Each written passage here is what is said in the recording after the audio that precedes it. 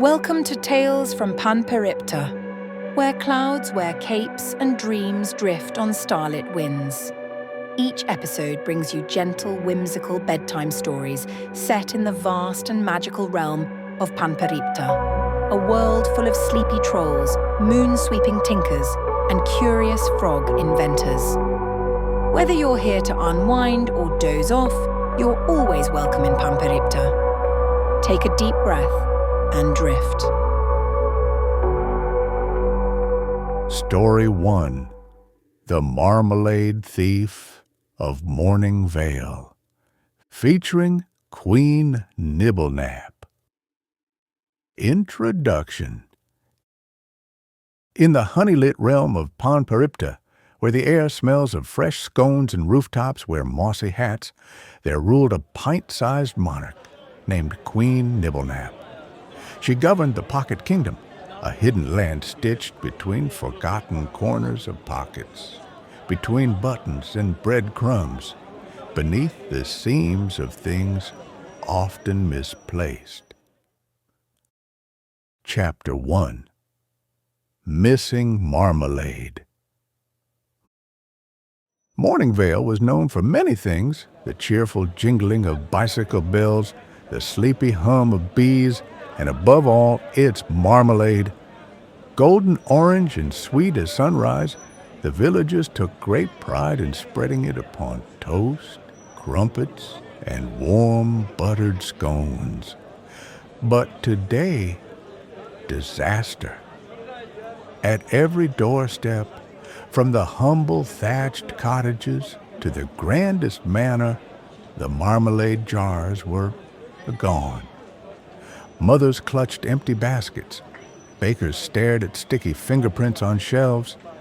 Even the mayor's prized marmalade reserve, a collection dating back decades, had vanished without a trace. The townsfolk were in a tizzy. "Ghosts!" cried Mrs. Puddle-whistle. "Mice!" exclaimed Farmer Dobbs. "Bandits!" whispered a wide-eyed child. But hidden beneath a tea cozy in the mayor's sitting room, Queen Nibblenap heard the commotion. With a determined wrinkle of her button nose, she adjusted her crown, a polished thimble, and prepared for action. Chapter 2: The Pocket-Sized Pursuit. Teleportation, when one rules the Pocket Kingdom, is simply a matter of finding a lost button or an overlooked sock. With a mighty sneeze and a shimmer of golden light, Queen Nibblenap zipped from button to button, investigating every marmalade-smudged trail.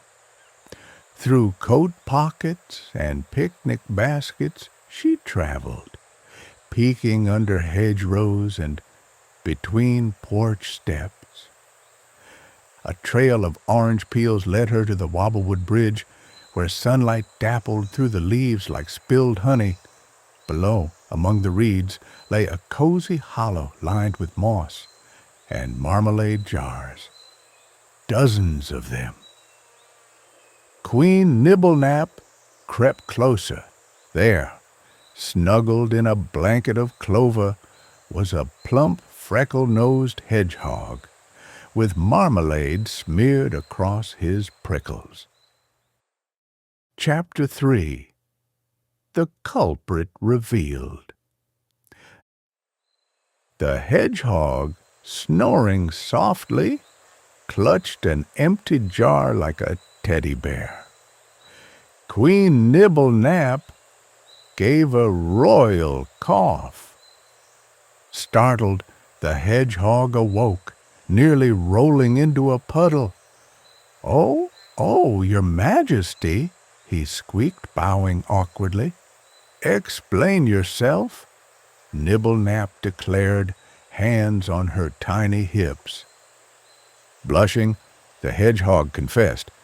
His name was Porridge, and he had dreamed for years of hosting the Grand Toast Festival, where marmalade flowed like rivers and scones towered like castles. But alas, no one believed a humble hedgehog could host such a feast. So, in nervous anticipation, he'd borrowed the marmalade, all of it. Queen Nibblenap considered. The townsfolk were cross, certainly, but the idea of a marmalade festival, delightful. Epilogue. With Nibblenap's royal blessing and supervision, the Grand Toast Festival became a beloved Morningvale tradition.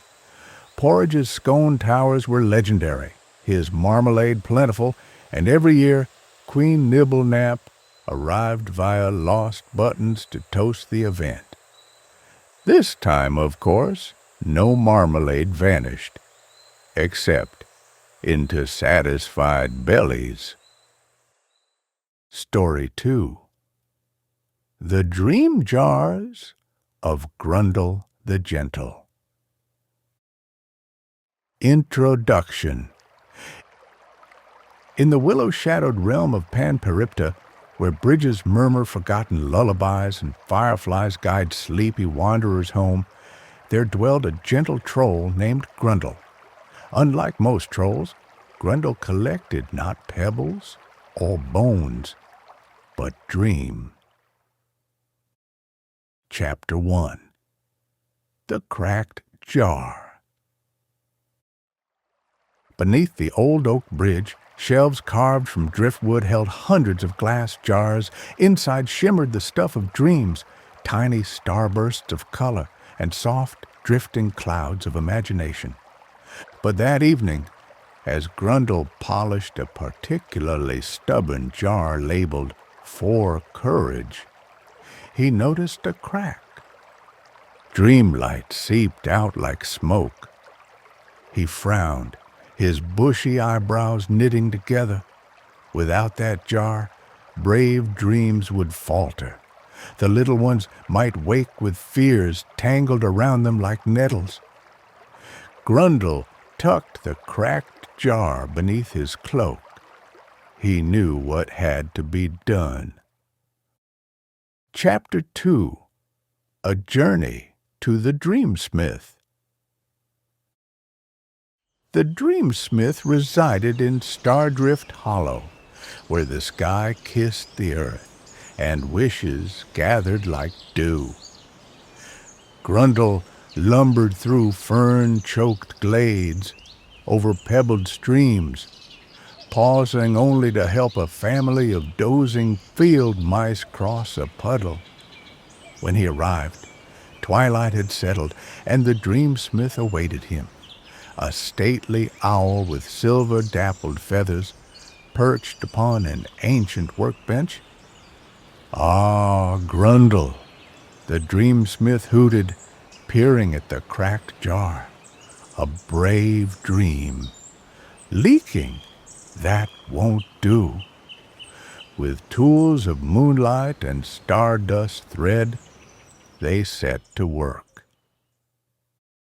Chapter 3. Mending Moonlight. Together, Grundle and the Dreamsmith repaired the jar.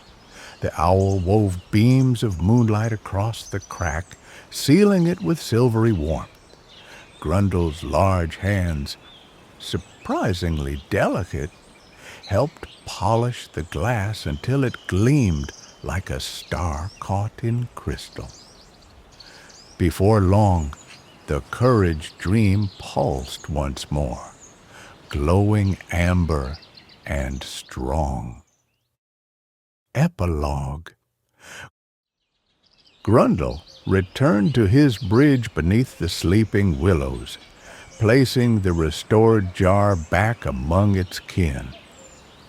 That night, dreams of bravery drifted to countless slumbering heads, filling hearts with quiet strength and banishing shadows to the far corners of the night.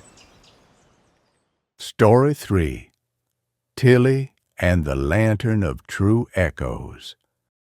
In the dew-dusted realm of Panperipta, where cobwebs sparkle like silver lace and mushrooms hum lullabies, lived a quick-winged forest fairy named Tilly Thimblewish.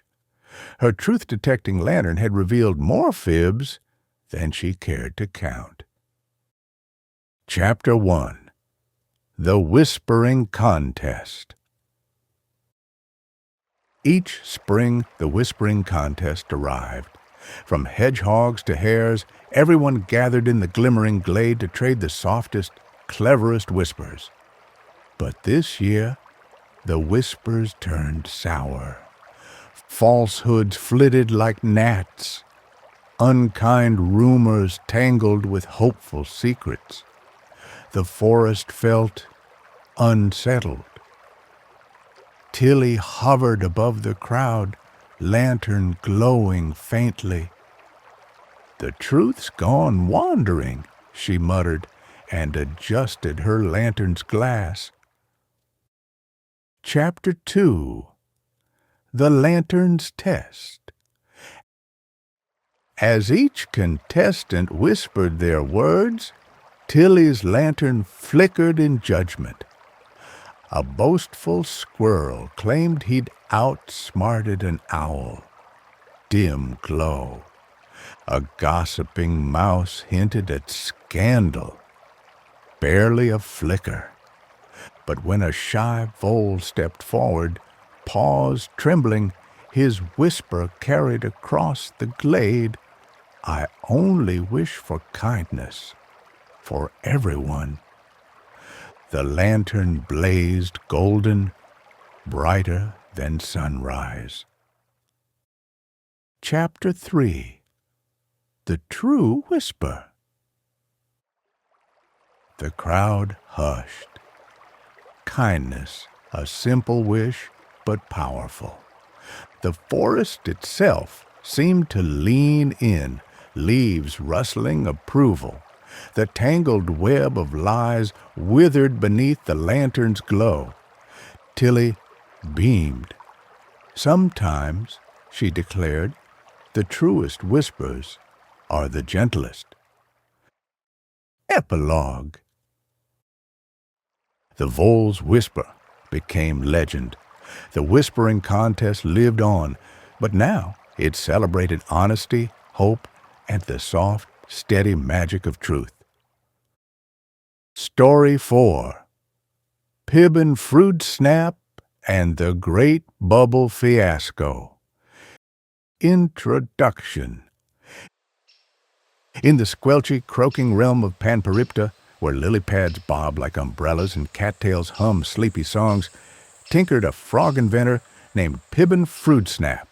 His inventions were ambitious. Success optional. Chapter 1. The Bubble Generator. The bubble generator, 5000, was Pibbin's latest marvel, a towering, whistling contraption of copper coils, levers, and soap barrels. The promise? Enormous, bouncy, floaty bubbles. The reality? To be determined. A skeptical crowd of swamp dwellers, turtles, ducks, and one notably unimpressed heron watched as Pibbin adjusted the controls. With a whoosh, a bubble the size of a pumpkin floated skyward. Cheers. Then, a bubble the size of a rowboat lifted 3 turtles into the air. Less cheers. Chapter 2. Bubble Trouble. The bubbles multiplied. Frogs, ducks, even Pibbin himself floated aloft like drifting baubles. Higher they rose above the reeds, across the breezelands, wobbling like jellyfish. The heron flapped indignantly. "This is most unorthodox," he squawked. Pibbin, dangling from his own oversized bubble, muttered, "Perhaps I overdid the soap." Chapter 3. The Pop Herd. Round the Pond. With nimble froggy feet, Pibbin scrambled across bubble after bubble, reaching the generator's remote switch. A twist, a pop, and one by one, the bubbles deflated gently, setting their passengers down like feathered raindrops. Only one duck remained airborne, spinning slowly, quacking complaints. Epilogue. The swamp forgave Pibbin's mishap, mostly. His next invention? Bubble-proof boots and perhaps slightly smaller bubbles. Though secretly, everyone agreed it was the most exciting Tuesday they'd ever had. Story 5. Madame Drousel and the Starry Paintbrush. In the drifting cloud-brushed realm of Panperipta, where rooftops sail like ships and dreams curl through chimneys, dwelled Madame Drousel, the sleep sorceress. Her starry paintbrush wove dreams into the night sky. Chapter 1. The Missing Stars. One quiet twilight, Drousel's brush dipped into her dream ink jar. But the stars were missing. Above, the velvet sky stretched empty. No constellations, no twinkling light. Without stars, dreams unraveled. Restless sleepers tossed and turned. Drousel's eyes narrowed. This wouldn't do. Chapter 2. The Sky's Sacred Keeper. Climbing the spiraling dream spire, Drousel reached the sky's secret keeper, a colossal moth named Mela, wings like midnight velvet. The stars, Mela rumbled softly, have fallen into the sea. Drousel's eyes sparkled. Then to the sea I shall go. Chapter 3. The Sea of Fallen Stars. Upon a moonboat woven from dreams, Drousel sailed the gentle waves. Beneath the ripples, stars glimmered, lost, adrift, waiting. With her brush, she gathered them one by one, humming lullabies that set the water shimmering. Epilogue. Returning skyward, Drousel swept her brush across the heavens. Stars rekindled. The night hummed with soft wonder. Dreamers sighed in their sleep, their worries fading, and Panperipta, wrapped once more in starlight, drifted peacefully into slumber.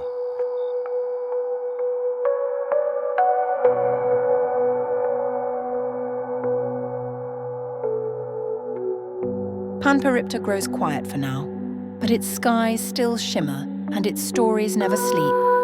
Stay as long as you like. Another tale is always waiting. Take a deep breath and drift.